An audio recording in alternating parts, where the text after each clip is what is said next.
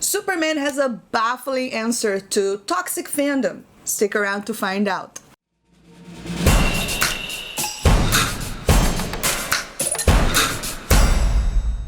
What's up, everybody? Today I wanted to talk about toxic fandom, a subject that is so well known for if you are a part of any sort of fandom, you know, a Star Wars fandom, Terminator fandom, any sort of fandom. If you are online, you probably have heard the media address, oh, the fans are so toxic and this and that. Now, the problem is, before I go on talking about Henry Cavill and his baffling response to someone, I will play the clip as well. I wanted to say this: I am not by all means siding with lunatics that create fake accounts to go bully celebrities or say nasty things to directors, because that is not the way that you criticize things. But I am talking about fans being upset and actually talking about their valid criticism, but that criticism has never been validated by the media, because the media loves to create a certain narrative and then call the fans toxic. We've seen that with Star Wars, we've seen that with the Ghostbusters 2016, we've seen that with Terminator Dark Fate, and then the Sonic, the Sonic was probably the one time where the fans said something and I was like, okay, when are they gonna call the fandom toxic now? And it was something that helped, because the people that were behind it, they said, you know what, it does look terrible, let's listen to this criticism and do something better. Now, this is my problem, this word toxic, because as of now, it just became a means for the media to attack any sort of fandom when they come forth and you know, say that they're not happy with what they're being given. But the thing is, what these people don't understand, that people are criticizing, they are doing that because they care and because they love the material, and they want the movies or the series or whatever to be close to the source material. That's what fans are saying. But anyways, so this whole situation with Henry Cavill happened at a Witcher interview. Now, if you don't know, The Witcher is a show being produced by Netflix. It's coming very soon, and now we should definitely be there and backing up Henry Cavill, because he deserves it. He's a great guy, and if I didn't love him, I love him even more after this response, because he is a fan himself. You know, he really understands fandom and the culture. He talks so, you know, I've seen so many interviews of him talking about Superman and how much he loves the character, and it's just, to me as a Superman fan, is an honor to have a guy like that playing my favorite hero of all time. But this was to do with The Witcher, so he's everywhere doing interviews and press promoting the show. And of course, every single opportunity that the media usually have directs a question to toxicity, right? The fandoms are so toxic, so they can use that against us, the fan. So this is what the interviewer says to Henry Cavill. There's something really interesting with this character that I find fascinating, which is that he generally really does just want to do the right thing. But everywhere he goes, whether it's new town or a new bar, people just kind of give him a hard time and they rag on him, despite the fact that he has great intentions. I'm curious if that's comparable to this sort of world, this culture of toxic fandom, where, like, if you make a movie, especially if you make a superhero movie, you have great intentions, but there are always going to be a small yet vocal group of people that can be just toxic. And of course, he's fishing for a response here. He's asking this because he wants him to go, yes, the fans are so toxic. Oh my God, they really, like, they were so mean to me after Superman and what they did, you know, and blah, blah, blah, blah, blah. But no, Henry Cavill is a fan himself. He understands the frustrations from the fans. He understands that for me as a Superman fan, after I saw Justice League and the horrible CGI that Warner Bros., how could Warner Bros. Had released that? It's actually embarrassing to one of their biggest characters. So he understands fans' frustration. He understands why people are pissed off. He understands why people are complaining, because, you know, fans are paying money for these things, and technically they're making this for the fans, because the fans are not going there and supporting this. You know, it's funny how these people, they're so happy with the fans when the money is coming in, but when people are criticizing the fans, is toxic. But Henry Cavill understands this, and this is his response. So right now, let's just hear what he said, and then we'll comment on it. understand what you're saying, but when it comes to fans, it is a fan's right to have whatever opinion they want to have.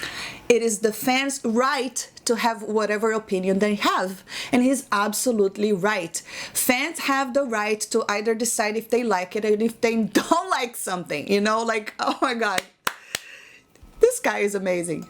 And people are going to be upset because, especially when you're talking about books or games, because you're never going to be the exact person who they had in their head or who they played on Witcher 3, for example.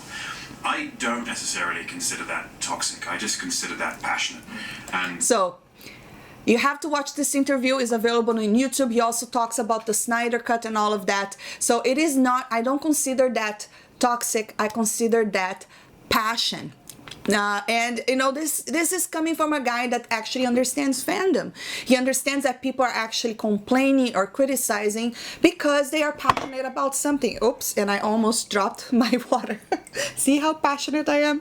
Anyways, this is just like a great example of how the media is always trying to fish for situations and trying to talk to celebrities and have celebrities say something, or like actors or people that play superheroes, that can be, you know, again, used against fandom, you know. It's just like, it's very sad because, you know, especially like when it comes to big franchise and things that, you know, entertainment, it's something that is so big in people's life, you know, like for instance, sometimes all you want is just escape from reality, you know, you have like a bad day at a job, or like you broke up with someone, and you know how nice it is to go on an adventure with a character that you love, and you see this character, it's very pleasing, you know. That's what entertainment is supposed to be. But lately entertainment has just used this, let's say, the woke narrative, for instance, where it's no longer about the story anymore, it's about preaching a certain narrative. And then if people complain about it, oh my god, how dare you, you're so toxic. Again, and I will say it one more time, I'm not talking about these lunatics that are actually bullying celebrities because of a role that they play. I mean, an actor is just playing a role and they're happy that they're doing it. It is a job. I don't understand why people are mad at actors, because they're not the one that wrote the script, you know. If I got a job at a big Star Wars movie, I wouldn't care either, you know, just pay, get the check, and that's your work. That's what you do when you're an actor. So people a little go overboard, and I don't understand that. But, you know, the majority of fans, they are criticizing things that they love, and they're asking for a change. The same thing with the Sonic situation, the same thing, you know, like with the Terminator. Oh my God, I don't want to see Terminator anymore. Just leave me with 1 and 2. I don't need anymore, you know. Or the new Star Wars, for instance, you know, the only thing Star Wars that I enjoy right now is The Mandalorian. I'm not interested in the new films because they were not enjoyable anymore.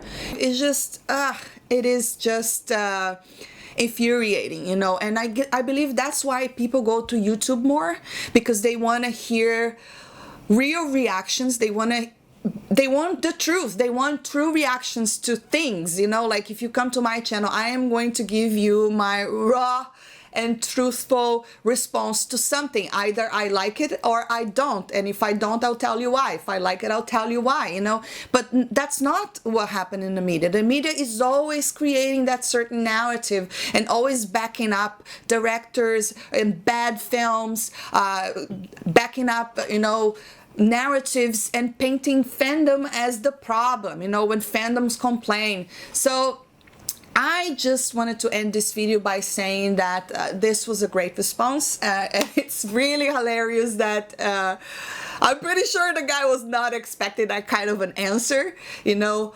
But hats off for Henry Cavill, and please, Warner Bros., give this man a Man of Steel 2, because it's about time to continue that story. I don't think that Man of Steel was my favorite Superman film, just because he was like, he's supposed to be a beacon of hope, and he was way too mopey in my opinion. But I do love his portrayal of Superman. He has the look, the way that he, you know, to me, this guy is Superman. And if they continue the story from there, and now he's become a beacon of hope, I'll be happy with it, you know. And it's about time we see Superman back on the screen, and I don't understand why is it taking so long. Anyways, guys, go watch The Witcher. I'm pretty sure that, you know, a guy like this needs to be support from the fandom, because, you know, he seems to be on the side of fans as well, which is a great thing. Drop your comments down below. What do you think about this situation with Henry Cavill? I'd love to hear your thoughts. And if you enjoyed this video, don't forget to hit that thumbs up, subscribe for more, and I'll see you next time. Bye!